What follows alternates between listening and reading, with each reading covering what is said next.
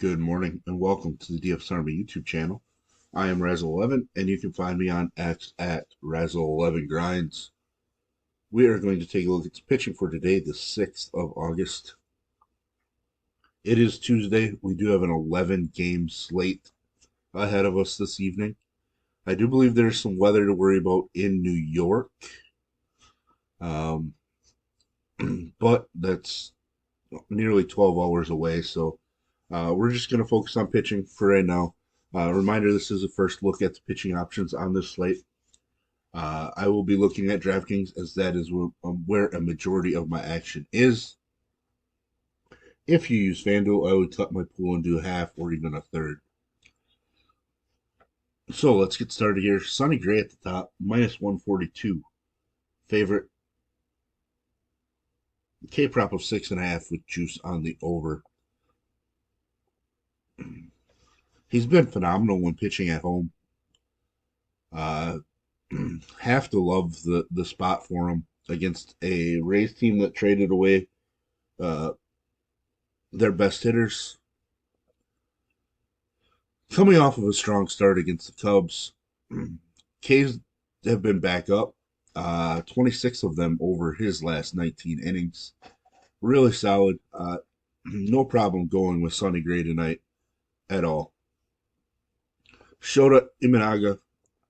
Obviously, he's had some pretty impressive starts this year. Dominated Arizona. Uh, Crushed against Baltimore even. I think he's going to be in play. K prop of 5.5 with juices on the under. He is a slight underdog, but the game total in this one is a 6 right now. That's insane. I assume that means that the wind is blowing straight in Wrigley.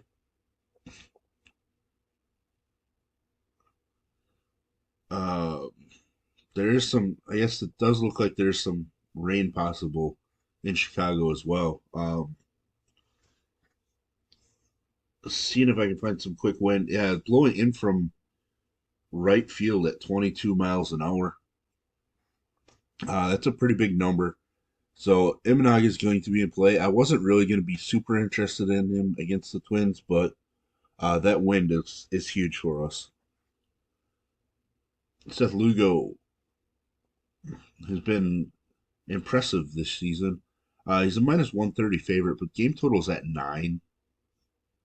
K prop of 5.5, juices on the under. Struggled against Boston the first time I faced him.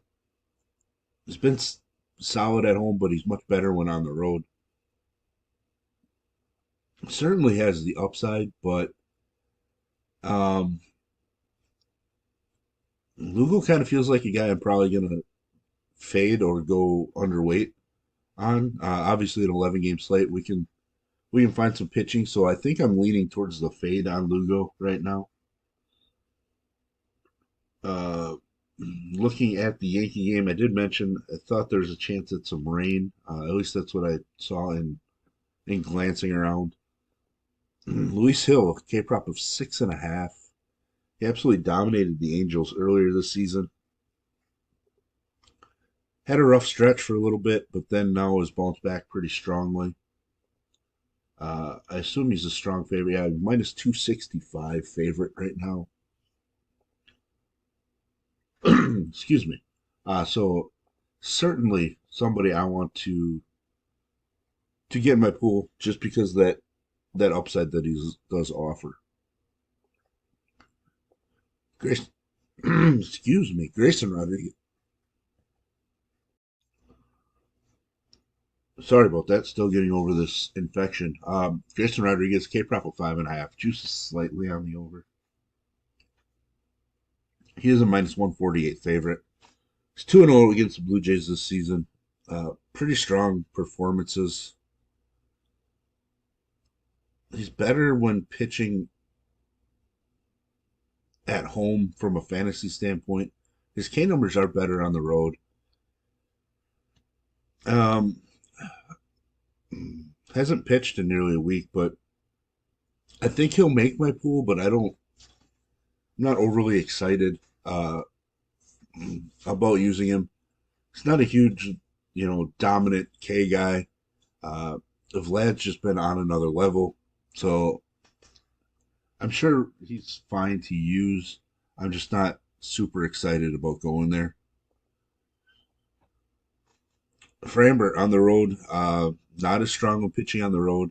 Surprisingly, this is his first start against Texas this season. Biggest thing you're going to notice is he has 10 Ks in 3 out of his last 4 starts. That's a big number, especially for Framber, who's not really a huge K guy in general, less than a K per inning on the season. Uh, so his numbers has really upticked recently. He's a minus 122 favorite. K prop of 5.5. I think the majority of the Texas lineup is struggling enough. And then obviously left on left with Seager, who's been hitting home runs. I think Framber's got more upside in this matchup than Grayson Rodriguez does in his. So I'm definitely more interested in Framber. I would be more interested in Luis Castillo than both of them. Pitching at home, where he is at his best, taking on a weak Detroit lineup. One issue here is Castillo's just not racking up strikeouts. Not the best for fantasy purposes, but it is a great matchup. His K prop is 6.5, juice is slightly on the under, but he's a minus 218 favorite. Uh, I feel like Castillo is going to be pretty popular on this slate. I like watching Kershaw return, but I'm not going to go there. Pablo Lopez definitely going to be in play. Uh, 7 strikeouts per start over his last 3. Finally turning it around a bit. Had a pretty bad first half of the season, um, or first 2.5 months or so.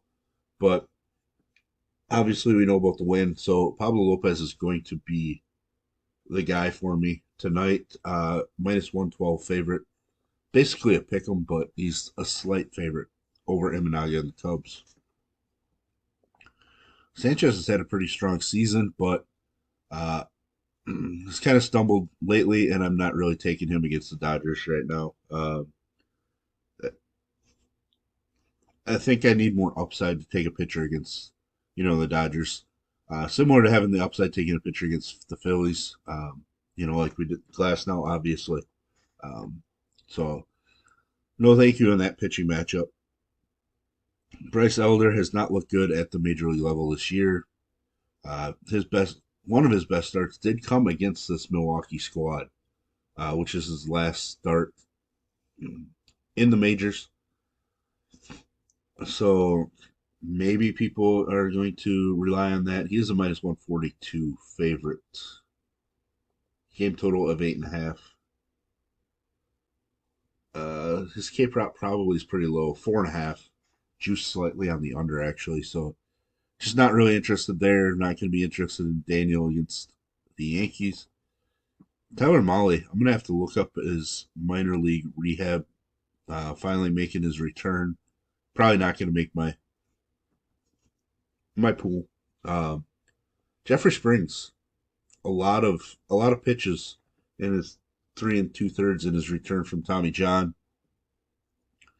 This is a guy that was super impressive before he went on the injured list and then had the surgery. Um, I might consider him as the day goes on, but right now I'm probably leaning towards no.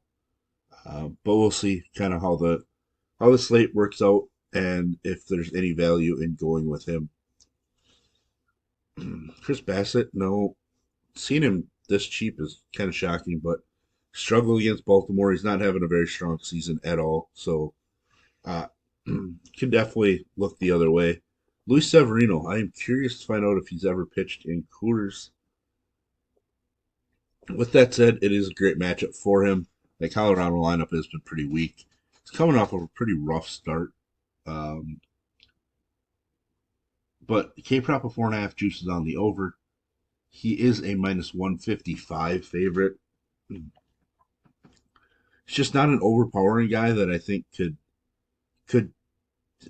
I mean I guess power his way through the Coors effect.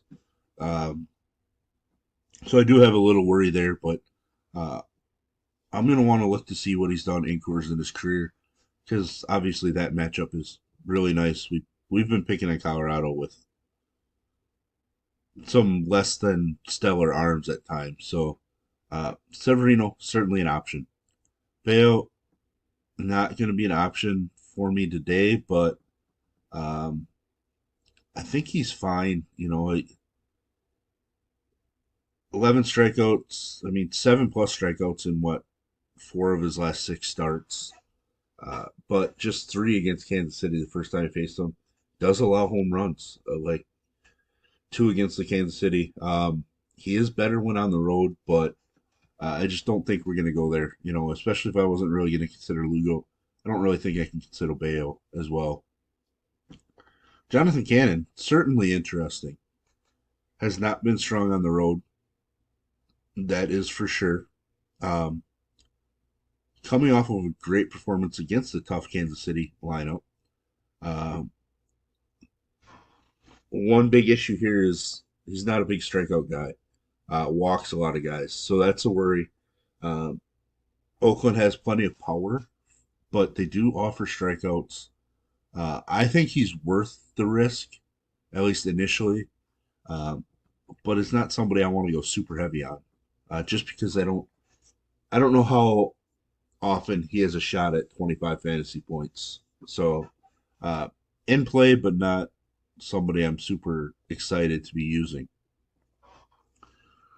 Ross Stripling, I don't think I'm going to get there, even though it is the White Sox.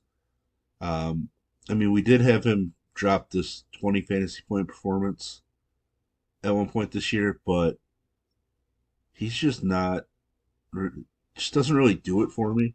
I don't really know that he has enough upside for us, despite the cake matchup. So uh, I have a feeling people are going to be on him, and I think it's a good spot to kind of look elsewhere and hope maybe the White Sox pick up their first win in, I don't know, 3 weeks, 3.5 weeks.